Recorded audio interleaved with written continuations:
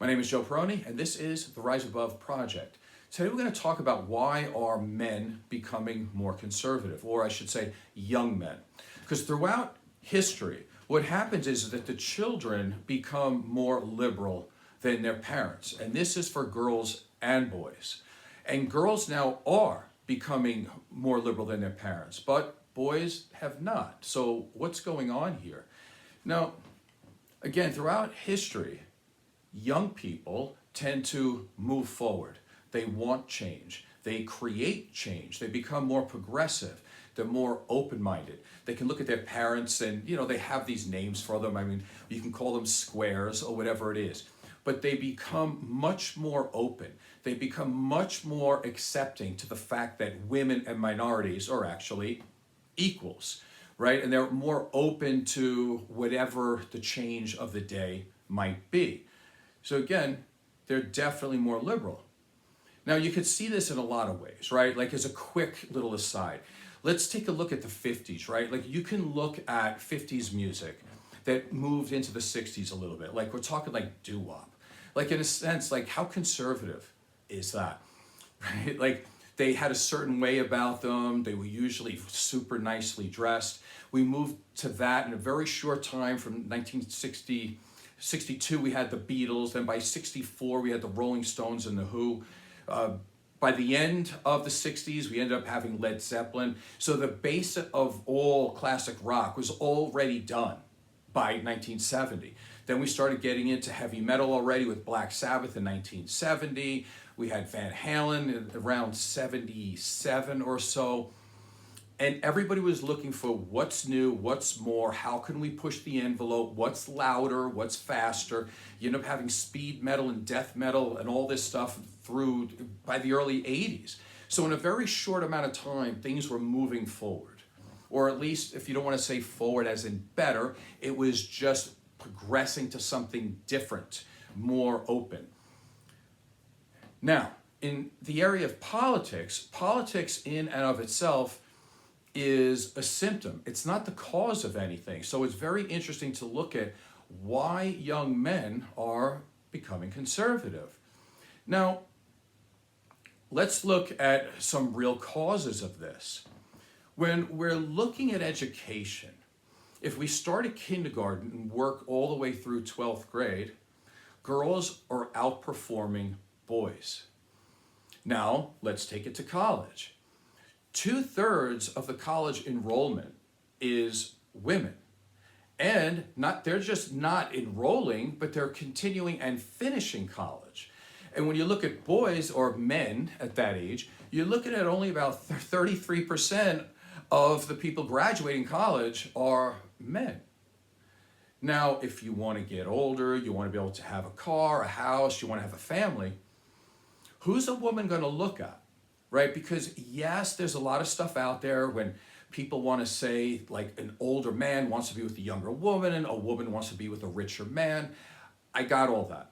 But the truth of the matter is, and the evidence will clearly show this, is that when you want to have a good relationship, most relationships are based off of people that are within the same socioeconomic background. In other words, you could say equally yoked. They come from the same background.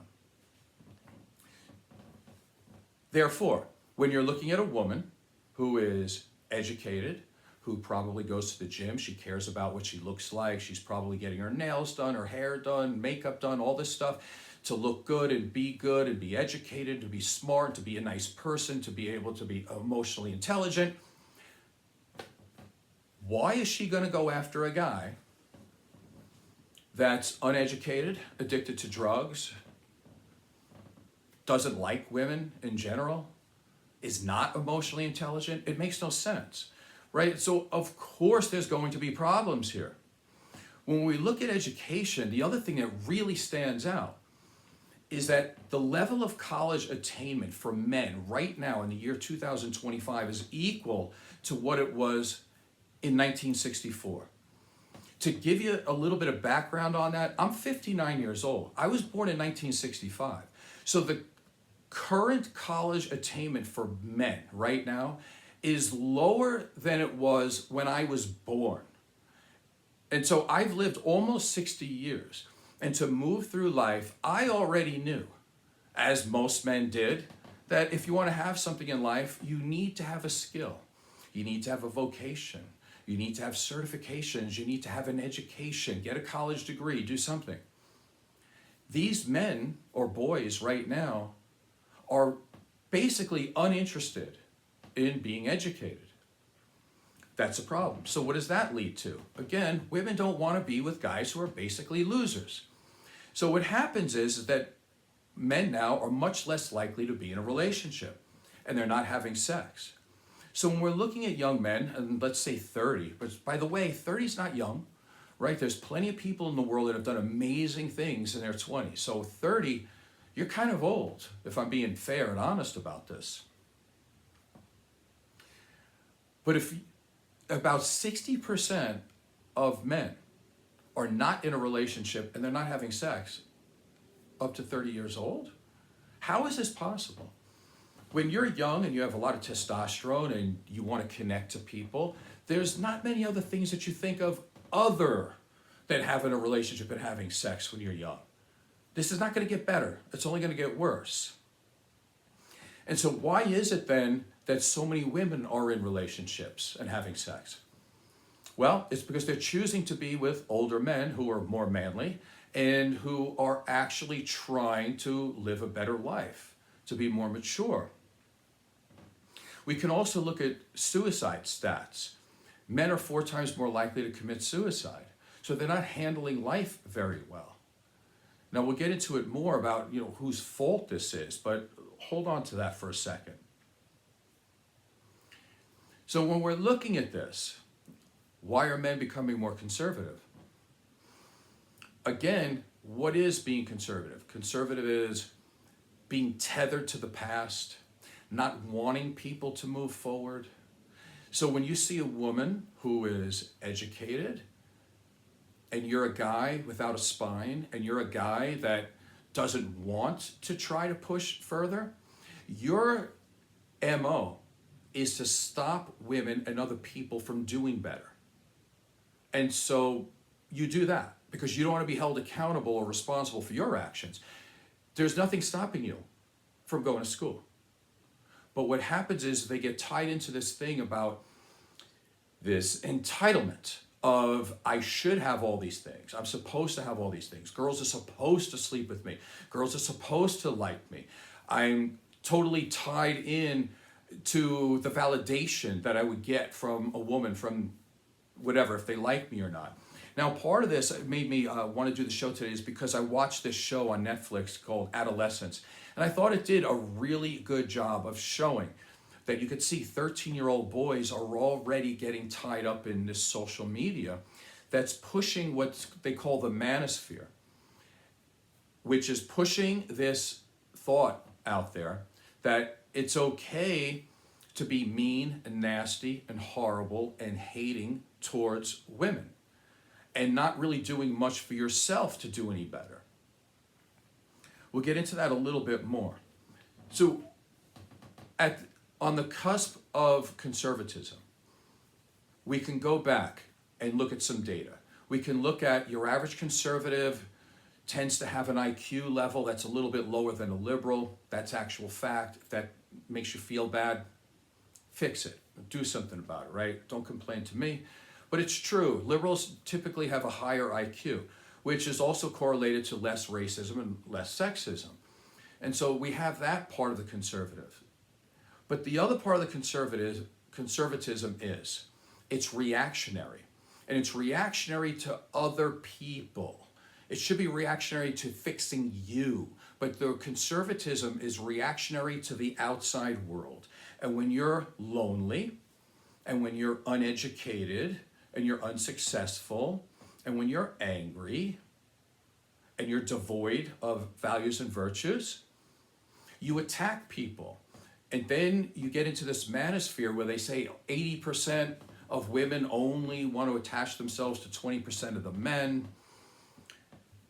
And it goes, and they say that women only want to look up. They're hypergamous by nature. They're born that way. So if a woman sees a man that has $1 more than you, she's going to break up with you and go to that guy. Or if that guy goes to the gym and he can bench press 10 more pounds than you, oh, you're going to lose your girlfriend. Like, none of this is true, but it definitely goes towards that young, impressionable boy. But I also hate to say it, but it's not just young, impressionable boys. They're young, impressionable men. Because men also get angry and bitter, and instead of doing better, they decide to attack everybody else. One of the questions that can come out of this is, we do know what toxic masculinity is, but is there a lack of, let's say, a positive definition of masculinity? And in this question, I don't know the answer. I would say yes and no.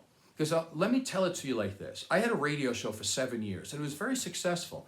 And I do push the values and virtues and ethics and men being real men and also being able to feel their feelings. And the fact that samurai in itself was to serve others. So the better you get, the stronger you get, the more money you have, the more intelligence you have, the better you can be a valuable member of society. And that's what probably I would say being a man or a human being is about. But it's totally changed. Now you get these Andrew Tates in the world that, by the way, this guy was arrested for sex trafficking. And what would happen to a man who gets in trouble or arrested for sex trafficking? Well, you can get invited to the White House now. And so young men see this and they love this, right? And these young, impressionable boys and men that are wayward, they're unsuccessful, they're angry, they want to own the libs. They want to make people angry. And you have your own president now, right? Because now the president, of course, is, how many felonies does that guy have? 34. He was found guilty of rape also, and plus all the other things of fraud, but they love him anyway. And this is the cancer in our society. So is there a positive role model of masculinity? Well, like I said, I did a radio show for 7 years and I pushed it all the time. Was it successful? Yes. But it was on a radio show, so if you turn on the radio, you would hear it among other shows and you could pick and choose. You can like it. But here's the thing, when you do YouTube shows like this, I'm at the mercy of algorithms. And so I can preach for the next 7 years about what it's like to be a man who's educated, a man who works out, a man who does health and fitness, a man who does all these things. And I'm lucky if I get 20 views on any of these shows. Meanwhile, if you have a 20-year-old boy talking about how much he hates women and how you should basically act like a total jerk to her and not care and abuse her, you're going to get thousands upon thousands of subscribers because it's going to be pushed through the algorithms. Don't fool yourself. It's not like a bunch of people say, oh my God, this is the smartest guy I ever heard, so let me share this with all my friends. It's not how it works. It's the algorithms, number one, that push it. So we're at the mercy of that. And you could see this young men becoming unsuccessful at every area of their life, but yet being able to hang on to their conservatism because they hate people, and they got a president who's nothing but grievances, nothing but getting annoyed, nothing but being emotionally dysregulated. And the anger and the uneducation, and yet they love this guy. And who do we have to blame? It's this social media over and over again pushing this. Here's another question. Should the government do more for men? Now, as we see, men are falling apart in every area of life, and they're committing suicide at 4 times the rate of women. So, should government do more? Now, interestingly enough, conservatives, they talk about no government, basically, or very small government. But in this area, they feel like, oh my God, we need to do something. We need to do something for the men. We need to do something for the boys. What would you like to do? What would you like to do? Because half of you, or 3/4 of you, would lose your job. Because all they do is push this manosphere negativity down boys' throats in the first place. So half of them are going to lose their job. On the other part to that, look around. You have schools, you have colleges. If you're a boy and you could care less, couldn't care less about school, whose fault is that? It's yours. If you listen to your conservative icons, I'm trying not to say names here, but I do go on those shows a lot to see what the cancer is. I do want to take a look at the cancer and see why and how it's destroying men. What they say on these conservative shows over and over again is that college is a scam. Never go to college. 50% of people who go to college end up dropping out. That is not anything negative about the college. That's negative about a boy or a man's ability to finish what he started. Why are we blaming the college? Example. You join a gym, you don't go to the gym, you get more out of shape. Does that mean that working out in gyms are a scam? No. It means that you don't have the desire, at least not yet, to get up and go to the gym. Your fault, not the gym's fault. I can name 1,000 examples like this. But when you become uneducated, you can listen to a conservative man tell you that college is a scam and you don't have the ability for critical analysis. Simple Google search.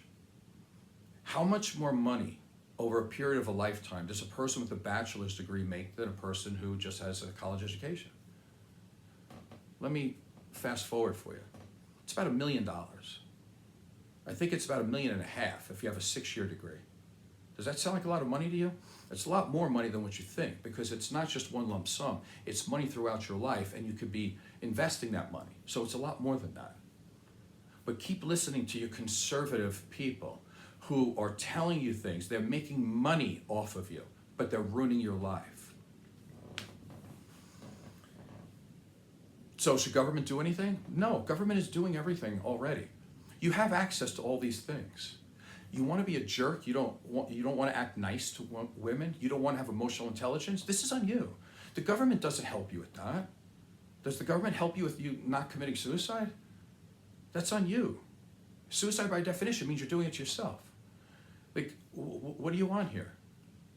Part of being a man is to be able to take accountability and responsibility for your life. Here's the problem though. Once you have this learned helplessness and you allow these manosphere people to pull the spine out of your back, what happens is if you get a person like me that actually says, listen, you need to do this, you take it as such a criticism that you fall apart because you have no self-esteem, so you can't handle that. And then when that happens, then you fall back into the victim mindset again and you don't do anything. So we're 18 minutes in, probably, nobody's gonna listen this long. So let me just do this just for fun.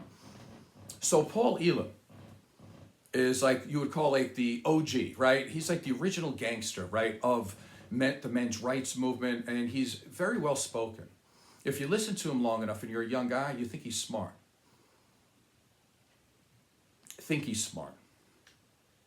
But I've had a few conversations with him, and I had him on my radio show where I interviewed him for about 55 minutes.